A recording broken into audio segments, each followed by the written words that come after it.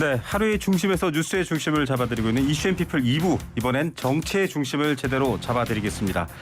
자, 대통령이 취임하고 나서 여러 얘기가 나왔습니다. 자유에 대한 주목도 많이 받고 있지만 무엇보다 정치권에서는 통합의 화두에 민감합니다. 그만큼 여야가 함께 해결해야 될 문제도 많기 때문인데요. 오늘은 두 날카로운 정치인 모시고 얘기를 들어보도록 하겠습니다. 자, 신경민 전 의원 나오셨습니다. 안녕하십니까? 네, 안녕하세요. 신경민입니다. 네, 김경진 전 의원님 나오셨습니다. 안녕하십니까? 안녕하세요. 예, 전 의원님이라고 이렇게 소개를 했지만 지금 동접자라든지 또 저희 문자 주시는 분들은 더 관심이 많으신 것 같습니다. 오늘 두 분에게 기대하고 한번 얘기를 여쭤볼 텐데요. 첫 번째는 오전에 대통령 또 여야 인사들 모두 내려가셔서 그 5.18 기념행사를 했는데 임을 위한 행진곡, 예전에는 좀 여러 재창을 두고 말이 많았습니다만 대통령도 같이 노래를 불렀습니다. 이건 신 전 의원님 어떻게 평가하시는지? 글쎄 예전에 국민의힘 쪽에 대통령을 보면 뭐 임을 위한 행진곡을 부를 때 손을 들었느니 뭐 입을 벌렸느니 뭐 어쩌고 그렇죠. 그런 걸 다 기사화하고 국민들이 관심을 갖고 그랬는데 네. 오늘 격세지감이 물론 있죠. 네. 윤석열 대통령 취임 후에 달라진 모습을 보이는 것이고 뭐 좋게 볼 수밖에 없습니다. 잘했고요. 근데 이게 이제 논쟁과 논란과 이 시비의 종식이 돼야 되겠죠. 네. 근데 국힘당의 한계라고 그러면은 항상 제가 보기에는 광주 문제에 대한 시각, 평가 뭐 이런 거 하여튼 뭐 가는 것부터 시작을 해가지고요. 또 하나는 세월호 문제가 있었거든요. 네. 세월호 가지고 뭐 계속 논란을 벌이면서 세금을 많이 가져가느니 뭐 어쩌느니 시비하는 거 보면서 저 정당은 정말 인간의 기본에 충실하지 않은 정당이구나라는 평가를 제가 해왔어요. 그래서 네. 이 두 문제를 해결하지 않는 한 국힘당의 미래가 참 암울하다라는 생각을 했는데 오늘 지금 하나의 문제, 이 광주 문제에 관련해서는 대통령이 결단을 내린 겁니다. 근데 네. 이제 한일 관계에서 좀 좋아질만 네. 하면 독도 문제 생겨서 다시 어그러지고 그러듯이 그런 논란과 논쟁과 시비를 종식시키려면 말한 대로 오늘 말한 대로 오늘 행동한 대로 앞으로도 계속해야 네. 됩니다. 알겠습니다. 자, 통합의 의미는 있는데 뭐 완전하게 만족스럽게 통합의 의미를 가져왔나 의심되는 부분도 있다, 이런 말씀이신 것 같아요. 어쨌든 이제 뭐 내년에도 가신다고 뭐 말씀을 하신 네. 것 같고요. 뭐 내년 내후년 해서 뭐 내각과 또 여당 의원들이 계속해서 반복적으로 가신다고 한다면 아마 더 이상 논쟁거리는 생기지 않을 것이다라고 보고 있고요. 이미 사실은 이 문제는 1995년도에 역사적으로 결정이 났었거든요. 네. 그러니까 5.18 민주화운동 진상규명에 관한 특별법이라든지 네. 5.18 유공자 예우에 관한 특별조치법 이런 것들이 김영삼 정부 시절에 이미 그때 법안으로 통과가 됐었고 네.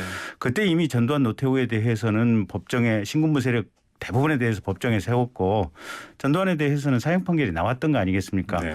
그래서 역사적으로 이미 1995년 즈음해서 역사적인 심판과 어떤 법률적인 단죄가 분명하게 이루어졌었는데 다만 이제 그 보수 진영의 의식의 잔재 안에 네. 이 부분에 대한 어떤 잘못된 인식의 찌꺼기들이 남아 있었던 것 같아요. 예. 그러니까 이제 전두환 신군부가 80년대 이렇게 군사 쿠데타를 통해서 집권을 한 이후에 자신들의 어떤 권력 기반인 군을 통해서 이 여러 가지 거짓된 선전전을 군 인사들이나 국민들에게 반복적으로 한 십몇 년간을 해왔고 그런 어떤 잘못된 교육과 생각의 주입이 네. 우리 사회의 찌꺼기로 남아서 1990년대 중반 이후에도 여전히 뭔가 좀 제대로 해결되지 않은 네. 그런 모습들이 있었는데 오늘 윤석열 대통령이 보여주신 이 모습 그리고 아마 내년 내후년 네. 한 두 번쯤 더 보게 된다면 우리 사회에 남아있던 그런 어떤 잔재들이 완벽하게 정리될 수 있는 네. 그런 과정이 되지 않을까 싶습니다. 지금 국민의힘 의원 혹은 이제 전 의원 중에 지방선거를 나오셨던 뭐 김진태 후보도 비롯해서 과거 이제 5.18 관련 발언으로 많이 구설에 올랐지 않습니까? 그렇죠. 그런 부분들도 좀 이번 기회에 명확하게 한번 입장을 밝히면 좋을 것 같기도 한데요. 그러니까 사실은 입장을 밝혔죠. 네네. 그러니까 김진태 후보 같은 경우는 처음에 그냥 컷오프로 그냥 아예 공천 탈락을 시켜버렸거든요. 네. 그랬더니 본인이 단식 농성을 하면서 동시에 내가 5.18과 관련해서 과거에 내가 했던 언동이라든지 이런 부분은 대한민국 사회에 정말 잘못된 네. 부분이다.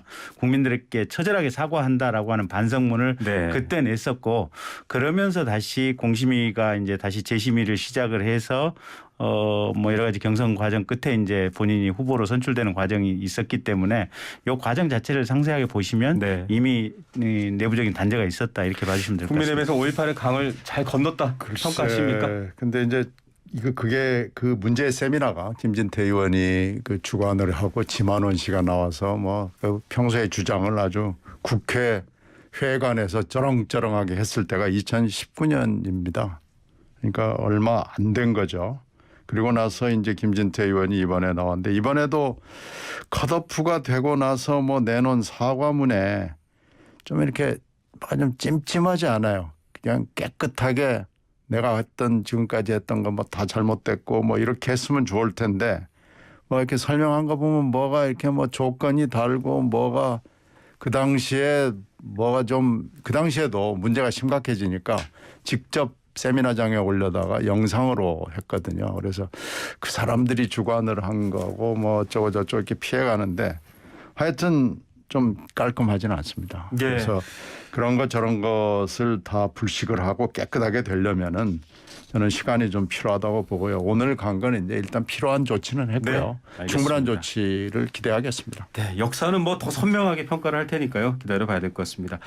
자, 인사 얘기입니다. 이건 참 사실은 문재인 정부에서도 인사는 여러 비판의 대상이 되기도 했고 지금 출범하고 있는 윤석열 정부에서도 인사에 관련된 잡음이 계속 끊이지 않습니다. 사실 그래서 어느 쪽이 마음 편히 뭐랄까요 지적하기도 어려운 상황이긴 한데 한동훈 법무부 장관이 어떻게 보면 여야 대치 핵이었는데 임명 강행됐습니다. 김현숙 여가부 장관하고 함께 임명이 됐는데 어떻게 평가하십니까? 이 얘기는 신의원부터 먼저 해주십시오. 이게 그 애시당초에 좋은 인사는 아닙니다. 네. 나쁜 인사에 해당하고요. 이 논쟁과 과거사를 다 아는데 하여튼 윤 당선인 시절에 이 인사를 고집을 해서 발표를 하고 발표를 하는 순간 어느 순간인가는 임명을 할 수밖에 없지 않겠느냐. 근데 이제 청문회를 잘 했으면은 거기서 좀 흔들렸을 텐데 민주당 의원들이 청문회를 정말 잘못했어요. 네네. 청문회에서 문제 제기를 제대로 했더라면 하는 아쉬움이 너무나 진하게 남는 건데 하여튼 네. 그건 뭐 실수한 거고요. 그리고 한동훈 장관을 임명하기 위한 여러 가지 수순을 밟았고 17일에는 할 것이다. 17일이 될 수밖에 없는 여러 가지 이유가 있고 그게 네. 5.18 이거하고도 관련이 있죠. 네. 이 한동훈이 이 시비는 아마 이제 오늘 아침 조간까지 해서 끝나고 이제 5.18로 뒤덮이지 않겠어요. 그래서 택일도 뭐 그렇게 할 것이다라는 예상을 했고 네. 이제 이렇게 되면 이제 한덕수 총리 임명 동의안만 남게 되는 상황이 된 겁니다. 20일 지금 국회 그렇죠. 상황이죠. 20일 그러니까 네.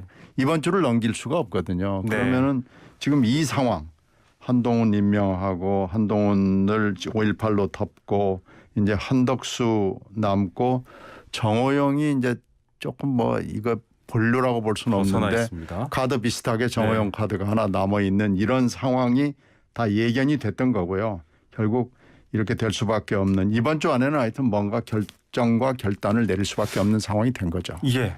한동훈 임명에 대해서 어떻게? 글쎄 근데 하자를 발견을 못했잖아요. 오히려 윤석열 대통령이 지명을 하면서 설명한 대한민국 최고의 검사였다. 그다음에 여러 가지 법무행정과 관련된 경험과 식견을 가지고 있다. 네. 그리고 청문회 과정 속에서 문제가 있다고 지적하는 민주당 의원들의 지적이 다 실패했다라고 이제 국민들은 보고 있고요. 그래서 능력 있고 하자는 없고.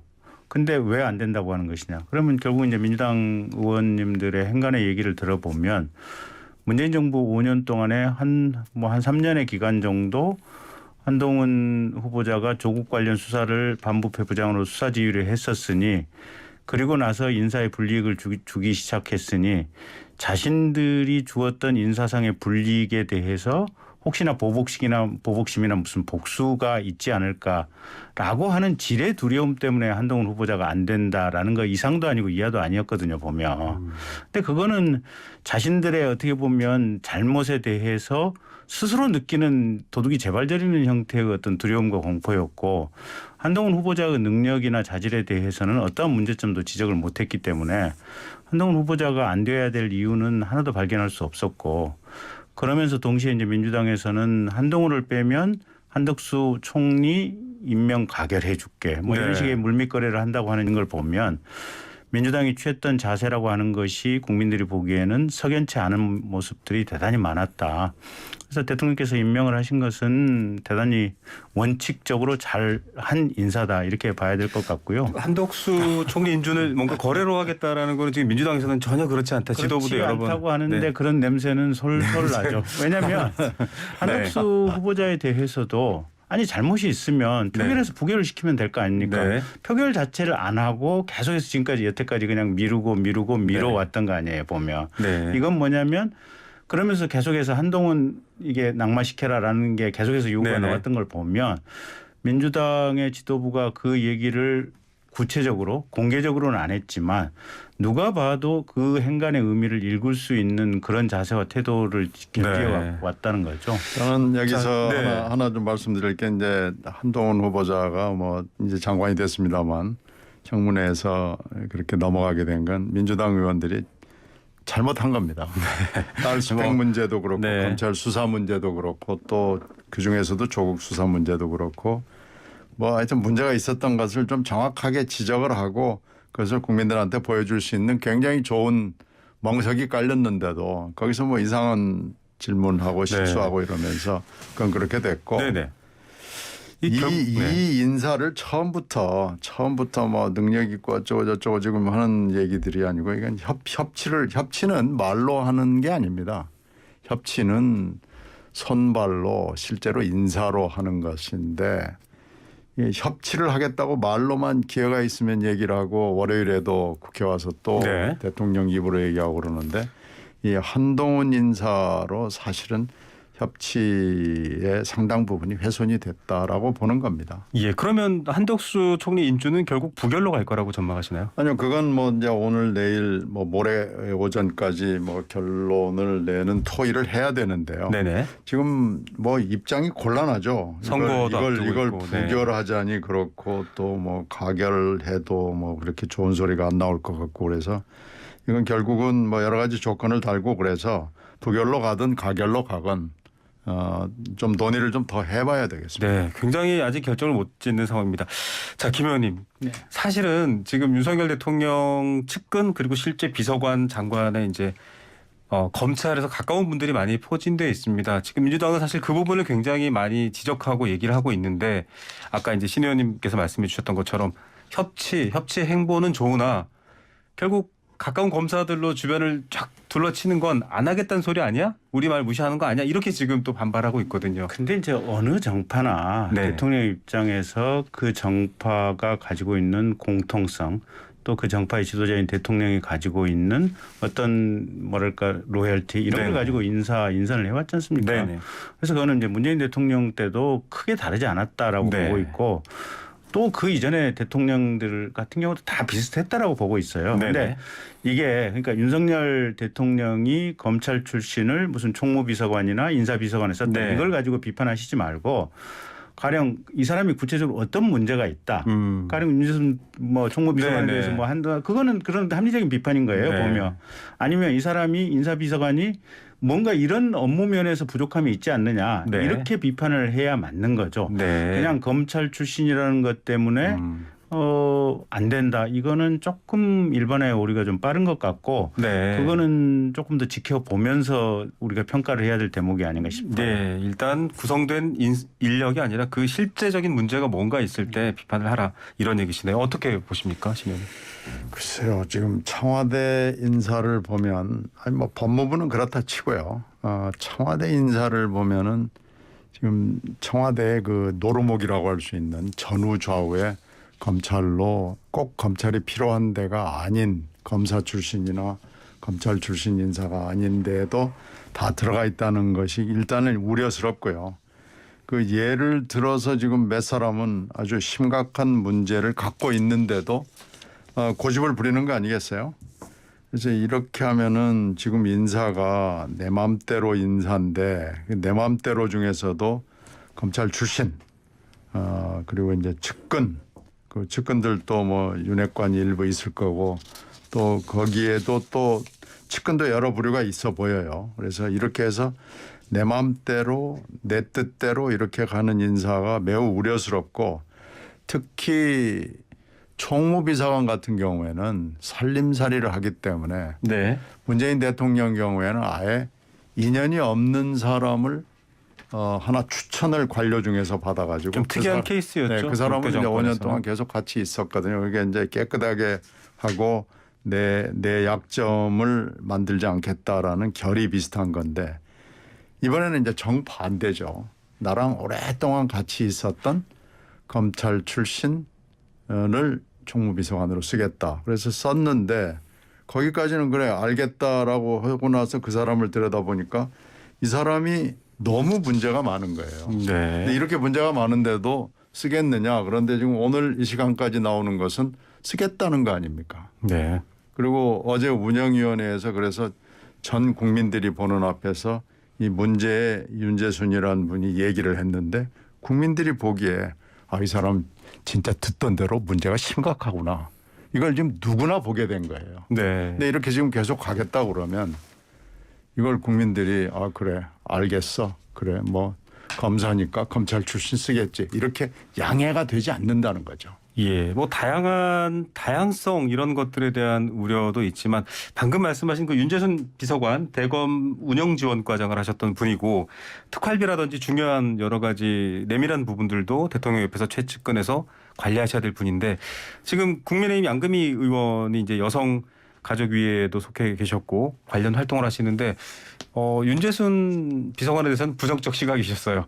이건 뭐 대통령의 뜻이 그렇다고 하더라도 여성 의원의 입장에서는 좀 반대한다 이런 얘기가. 그렇죠. 그러니까 국힘 내부에서도 보면 부정적인 시각을 가지고 계신 분들 네. 또 그거를 공공연하게 이렇게 더 이상 직을 유지해서는 안 된다라고 하시는 말씀까지 하시는 분들도 일정 숫자는 계시는 것 같아요. 그래서 어쨌든 이제 윤석열 대통령 입장에서는 총무비서관을 계속 보임토록 하는 것은 일정 정도 정무 부담이 되는 것은 네. 사실인 것 같아요. 근데 이제 그럼에도 불구하고 과거 이제 탁현민 비서관 같은 경우도 사실은 유사한 문제가 있었거든요. 보면. 네. 근데 문재인 대통령께서 그 정무 부담 감수하고 5년간 나는 비서관으로 쓰겠다라고 결단을 내렸었던 거고 어쨌든 국민들 보기에는 안 좋죠. 안 좋은데 윤 대통령께서 어떤 결단을 하실지 그건 저도 사실은 이렇게 지켜보고 있는 그런 상황입니다. 예, 끝으로 그 인사 관련된 얘기 중에 뭐 정호영 후보자 얘기가 나오고 이게 좀 애매해요. 이제 앞서 김 의원님께서도 약간 협상이라든지 물밑 조율 이런 얘기를 하셨습니다만 사실 지금 더불어민주당 입장에서는 정호영 카드는 아예 쓰지도 않을 카드다. 왜 사퇴를 안 하고 있느냐 이런 입장이라는 이제 반응들도 나오고요. 청와대에서도 적극적으로 임명 강행을 하든지 혹은 좀 다른 루트로 얘기를 하든지 해야 되는데 지금은 좀 어정쩡한 상황입니다. 김 의원님 어떻게 판단하세요? 글쎄요. 제가 봐도 어정쩡하네요. 그런데 어쨌든 그제 이제 오세훈 시장이 이제 관훈클럽 토론에 나와서 네. 우리가 모르는 또는 우리가 모르면서 윤석열만이 아는 그분의 장점이 있을 수 있다. 근데 그거는 어쨌든 모르는 일이고 네네. 그냥 밖으로 알려져 있는 우리가 평균적으로 알고 있는 정보를 기준해서 판단한다면 나 오세훈이라면 그분을 임명하지는 않을 것 같다라고 얘기를 했거든요. 네네. 그러니까 이제 지방선거에 나가신 국힘 소속의 후보자들 입장에서는 네. 사실은 많이 조금, 이제 네. 국민들의 마음이나 표심에 부담이 가기 때문에 네. 얼른 교체해줬으면 하는 희망은 분명히 있으신 것 같아요. 네. 신 의원님 이 사안은 어떻게 보십니까? 지금 뭐 이재호 전 의원께서는 눈치 없는 사람이라고 논박을 했고 다양한 얘기가 나오네요. 네, 네. 오세훈 의원은 어제 그렇게 얘기를 했는데 저희는 그거 말고 한동훈의 어떤 대안 카드 한동훈은 못 주고 네. 정호영은 줄게 뭐 이런 또 혹시 대안 카드로 생각을 하고 있지 않는가라고 생각이 되는데 만약에 그런 생각을 대통령 측에서 하고 있다, 뭐 국민의힘 쪽에서 하고 있다 그러면은 착각이라고 말씀드리고 싶습니다. 예. 좀 다른 얘기긴 한데요, 의원님. 그 실제로 대선 과정에서도 윤석열 대통령의 여러 가지 활동을 또 지원을 하셨고 또 검찰에도 계셨기 때문에 윤석열 대통령이 앞서 말한 그 인사 스타일 지금 이제 오히려 그건 측근을 배치한다기보다는 다른 긍정적인 뭔가 의도나 이런 게 있을까요? 이를테면 문희상 전 국회의장 같은 경우에는 한동훈 굉장히 똑똑하고 능력 있는 사람이지만 야당을 약 올리는 것 같은 최악의 인사다 이렇게 평가를 했거든요. 그럼 여기에 대한 행간이 좀 있을 것 같아요. 아니 근데 거꾸로 보면 무슨 행간은 있을 수가 없고요. 네네. 윤석열 대통령은 겉과 속이 똑같은 사람입니다. 네. 어찌 보면 매우 단순하다고 평가할 수 있을 정도로 겉과 속이 같은 사람인데요. 네. 지금 기준으로 보면 민주당 입장에서는 약 올림을 당한다 이렇게 네네. 느낄지는 모르겠지만 과거 3년 동안 사실은 올바름을 위해서 조국 일가 다 지금 유죄 판결을 받았지 않습니까? 물론 네. 조국 씨 본인은 재판이 늦었지만 대법원까지 다 실형이 나온 거 아니겠습니까? 그 사건 외압을 막아가면서 수사를 진두지휘했었던 사람인데 그랬다는 이유 하나만으로 1년 반 동안 4번의 임기를 옮기면서 가진 핍박을 다 받았거든요. 보면. 네. 그러니까 놀린다가 아니고 한 정권의 잘못됨으로 인해서 갖은 핍박을 당했다. 이런 관점에서 봐주신다면 그분을 격려해 주실 수도 있는 거죠. 네. 어떻게 보십니까, 씨는? 한동훈의 그러니까 뭐 그분의 그 언행을 보면은요 지금 장관이 아니에요. 뭐 총선에 나오시라 이런 표현도 사실은 그러니까요. 보도가 됐습니다. 지금 장관으로서 하겠다는 게 아니고 이게 일요일 날 내놨던 그 퇴임사 이제 검사직을 그만두면서랄지 어저께 취임사랄지 이런 게 보면은 이게 그 굉장히 원한에 사로잡힌 그러니까 인사의 불이익을 당했을 수 있습니다. 저희도 조직 생활을 하면서 인사의 불이익을 당했을 수도 있고 그러는데 당했을 수 있는데 그러면 이제 정무적인 장관의 자리 국무위원인데 네. 이 자리에 와가지고 그걸 여과 없이 저렇게 토해내고 야당에 대해서 뭐 원한에 꽂혀 있는 그런 얘기를 하는 것은 지금 본인이 무엇을 해야 되고 무슨 자리에 와 있다는 것을 지금 이해를 잘 못하는 거예요. 네, 자 국무위원으로서의 또 태도 여러 번 보도가 되고 얘기가 됐습니다. 자 인선 얘기는 이 정도까지만 하고요. 지금 사실 당 내에 좀 악재들이 있습니다. 지방선거를 앞두고 있는데 특히 더불어민주당에서는 이 박원주 의원 사건이 좀 네. 많이 지방선거를 치르는 후보자들한테도 부담이 되고 있어요. 어떻게 보십니까? 이게 지금 대개 이제 성비리 사건이 나면은 3가지 사를 해요. 네. 사퇴를 하고 사과를 하고 사법 처리를 받습니다. 3가지 사를 네. 한다. 네. 이게 이제 어떻게 보면 정도죠. 이게 이렇게 가는 게 맞는데 지금 박원주 의원은 침묵을 매치를 유지하다가 아닌 것은 아니다라고 얘기를 했단 말이에요. 입장을 내놨습니다. 네, 그게 이제 뭐 기자들한테 문자로 보낸 거지만은 굉장히 센 입장이고 그러니까 사과도 없고 사퇴도 없다는 얘기를 그렇게 한 거죠. 네. 말을 뒤집어서 얘기하면은 사과 물론 없고 사퇴 물론 없다는데 지금 다 일단 충남이 문제 아니겠습니까? 네. 충남에서 천안의 위치는 천안은 사실 인구수로나 여러 가지 정치적 영향력으로 봐서 충남의 4분의 1 이상의 인구를 가지고 있는 굉장히 큰 도시입니다. 네. 그러니까 유권자가 굉장히 많고 천안의 민주당 지지자들이 또 굉장히 많습니다. 네. 근데 지금 천안의 의원이 이렇게 되니까 지금 양승조 전 지사 입장에서는 아주 죽을 맛이죠. 네. 지금까지 충남에서 양승조 지사가 인기가 괜찮고 좋은 사람이었고 좋은 공직자였기 때문에 알겠습니다. 낙승을 할 수 있으리라고 봤는데 지금 굉장히 어려워지고 있습니다. 당에서 뭐 제명 외에 더 추가 조치를 할 수 있는 건 없잖아요. 윤리에 회부할 수 있는 것밖에는 지금 없습니다. 네. 어떻게 보십니까, 김 의원님? 글쎄요. 근데 이거는 이제 저도 물밑에서 들은 사실관계에 대한 얘기는 있는데 네네. 이게 어디까지 진실인가를 확인할 길이 없기 때문에 네. 결국은 최소한 뭐 언론에서 뭐 구체적인 어떤 사안에 대한 본질적인 분석 기사라도 나와야 제가 이걸 평을 할 수 있는데 네. 어쨌든 뭐 평을 할 수는 없는 노릇이고요. 뭐 2차 가해 우려도 얘기가 나왔고요. 그래서 네. 이제 민주당에서는 어쨌든 이게 분명하게 정리한 것은 잘했다. 하지만 이렇게 잘한 처리와는 상관없이 국민들의 민심에는 이 사고 자체에 대한 이런 부분에 관심이 있기 때문에 민주당의 표심 득표에는 그렇게 좋지 않은 영향을 끼칠 수밖에 없다. 이렇게 봅니다. 악재라는 건 두 의원님 모두 다 동의하시는 것 같고요. 국민의힘도 지금 이준석 대표에 대한 의혹, 아직은 의혹입니다. 사실이 밝혀진 게 없는데 거기에 대해서도 굉장히 뜨겁게 말들이 많아요. 그것도 일단 지금 이준석 대표 본인이 사실이 아니다라고 지금 부인을 하고 있는 상황이고요. 네. 이제 경찰에 수사를 하고 있으니까 그렇죠. 수사도 시작됐죠. 네, 그래서 수사 과정을 지켜보면 사실관계가 확정이 될 거고, 그리고 나서 어쨌든 당 대표의 거취 여부에 대한 판단이 가능하지 않을까. 그래서 지금 입장에서는 그 어떤 얘기를 하는 것도 불가능한 상황이 아닌가 싶습니다. 네, 뭐 선명하게 궁금한 걸 다 알면 좋겠지만 그 부분들은 밝혀지면 다시 얘기해야 될 것 같습니다. 지금 국민의힘의 어떤 성비위 상황, 아까 윤재인 네. 정무비서관 얘기도 나왔습니다만 어떻게 보세요? 일단 뭐 어저께 이제 여러 가지 얘기들하고 이재명 후보가 또 뭐 민주당 대표였다면 뭐 당이 끝났다 뭐 이렇게까지도 얘기를 하고 그래서 이게 다시 불거지기 시작했는데요. 당이 대표를 징계하는 사태는 저는 처음 봅니다. 네. 다른 나라에서도 아마 거의 드문 일일 거고요. 이 정도 되면 이게 지금 의혹이라는 꼬리표가 붙어 있지만 당이 대표를 징계위에 회부했다고 그러면은 검찰 수사 기록도 확인을 했다고 보고요. 그리고 여러 가지 또 뭐 증언도 그렇고 그래서 이 정도 되면은 의혹은 수준은 넘어선 거다. 팩트가 좀 확인이 된 거다. 이렇게 판단을 할 수밖에 없기 때문에 이건 뭐 대단히 중대한 사태가 될 것이고 지금 선거가 있기 때문에 약간 좀 속도가 떨어져 있는 것 같은데 네. 선거 끝나고 나면 알겠습니다. 바로 무슨 결정이 나올 것 같아요. 이게 좀 그런 정치적 이벤트에 영향을 미치지 않게 해서 수사 일정이나 이런 것들을 조금 고려하긴 하나요? 어떻습니까? 그런 건 아닌 것 같아요. 왜냐하면 요새 수사를 제3자인 시민단체들이 즉각 고발을 그렇죠. 하거든요. 그리고 거기에 대해 수사 과정이나 이런 거에 대해서 감시의 눈빛이 번뜩번뜩하기 때문에 제가 보기에는 뭐 수사를 인위적으로 조정한다 이건 쉽지 않은 얘기들인 것 같고요. 네.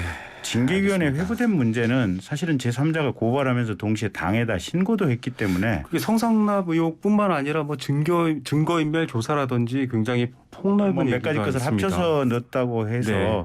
어쨌든 그렇게 공식적인 문제 제기가 있는데 그러면 이거는 징계 심의에 회부 안 할 방법은 없잖아요. 거기서 네, 진상 그렇죠. 조사를 한 이후에 결정을 해야 되는 거니까 네. 당 입장에서도 구체적으로 뭐가 확인된 건 하나도 없다. 네. 다만 이거를 확인하기 위한 과정의 일부로서 징계심사위에 회부했다.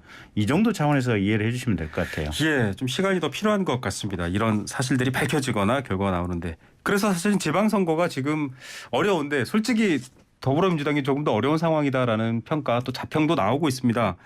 경기도 같은 경우에는 대선에서는 5% 차로 이겼지만 네. 지금 좀 약간 박빙으로 하고 있다라고 하고요. 강용석의 등장도 네, 있고. 당에서도 판단하는 게 이제 박빙으로 보고요. 강용석 부분은 뭐 저는 그렇게 큰 영향을 줄 수 있을까? 근데 단일화 문제를 네. 뭐 국힘당 쪽에서 얘기를 하니까 그러는데. 대통령까지 언급하면서. 네. 근데 이제 되건 안 되건 단일화가 결정적 영향을 줄 것 같지는 않습니다. 네. 김 의원님 어떻습니까? 이분이 뭐 대통령도 끌어들이고. 저도 마찬가지로 이제 보는 게요. 네. 큰 틀의 대국을 보면 일단 윤 대통령 취임 초기거든요. 네. 그러면 윤 대통령의 어떻게 보면 성공을 빌어야 된다는 국민들의 민심의 취임 큰 효과. 물결의 흐름이 네. 하나가 있고 두 번째는 대통령 취임 전후로 해서 검수완박법 이게 국민의 어떻게 보면 민심에 많이 반하는 입법을 강행적으로 했거든요. 보면 이 두 가지가 저는 큰 물길을 가르는 아주 지방선거를 가르는? 중대한 요소라고 네. 보고 나머지 요소들은 소소한 분기점들인데 이 소소한 분기점들은 결국은 큰 물결의 흐름 속에 딸려갈 수밖에 없다. 네. 그래서 강영석 후보 같은 경우 초창기에 나왔을 때는 지지율이 10% 나오는 여론조사가 네. 있었어요. 그런데 최근에는 2%에서 한 4% 이내로 차츰 수축되어가는 그런 경향들이더라고요. 예. 그래서 저희- 단일화 여부하고 상관없이 거의 큰 흐름은 잡혀가는 것이 아닌가 저는 그렇게 보고 있습니다. 네, 한국갤럽이 중앙일보 의뢰로 지난 13, 14일 경기도 18세 남녀 1,010명을 대상으로 한 곳에서 이제 2.4%포인트로 벌어지면서 4% 나온 얘기 저희가 근거 말씀해 주시고요. 자세한 얘기는 중앙선거관리위원회 여론조사위원회 홈페이지나 한국갤럽 홈페이지, 중앙일보 홈페이지에 가서 확인하시면 됩니다. 강용석 후보가 대통령과 통화를 했다. 네. 대통령 당선인과 통화를 했다. 이걸 가지고 진실 공방이 벌어지고 있습니다. 네네. 이건 어떻게 보세요? 저는 뭐 했을 수 있는 가능성이 높다고 봅니다. 네, 왜 그러냐면 저희 대통령 당선인 시절에 이렇게 성격을 보니까 굉장히 뭐라 그럴까 격의가 없어요. 네. 그리고 아직도 검사인 걸로 지금 착각을 하고 있는 것 같고 대통령이라는 자리가 어떤 자리인가에 대한 인식이 아직 머릿속에 안 들어와 있고 그래서 옛날에 친했던 사람들 알던 사람들한테 막 연락을 했다는 얘기를 제가 많이 들었습니다. 연수원 동기라는 게 그러니까 연수원 동기이기도 하고 그래서 했을 것 같아요. 의원님 어떻게 보십니까? 글쎄 저는 모를 일인데 첫째는 가령 했다고 하더라도 이게 선거법상 공무원은 아니니까 당선인 신분이니까요. 네, 그래서 선거법 위반은 본시 뭐 어떤 논란이 될 문제는 아니다라는 게 이제 핵심인 네. 것 같고요. 근데 어제 이제 운영위원회에서 김대기 실장이 네. 강용석 씨 깐다고 했으니까 까는 거 기다려 보겠다. 네. 아주 네. 분명하게 얘기를 했거든요. 네. 저는 그 분명한 어떤 실장의 얘기 속에 답이 있지 않나 저는 그렇게 보고 있습니다. 네, 알겠습니다. 자, 오늘 두 분의 얘기를 듣고 있으니까 아주 이슈가 더 뜨겁고 핫해진 것 같습니다. 자주 모시고 싶으신데요. 네. 또 저희 삼선 토론회 두 의원님도 오시면 또 얘기를 듣도록 하겠습니다. 오늘 말씀 여기까지 드릴게요. 감사합니다. 네, 감사합니다. 네, 신경민 전 의원, 김경진 전 의원 두 분과 함께했습니다.